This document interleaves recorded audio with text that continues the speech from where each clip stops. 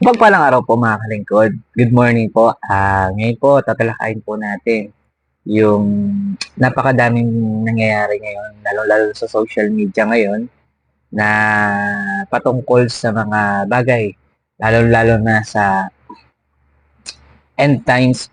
Mga kalingkod, alam niyo po ba na sa panahon po natin ngayon, maaari na pong pwedeng dumating si Jesus Christ dahil nakikita na po natin yung mga senyales na sinasabi po sa pahayag na maraming bagay and sign, di ba po? Kaya nakakalungkot lang dahil sa kabila ng mga bagay na yon ay maraming tao pa rin na nagiging kampante at hindi nila binibigyang halaga.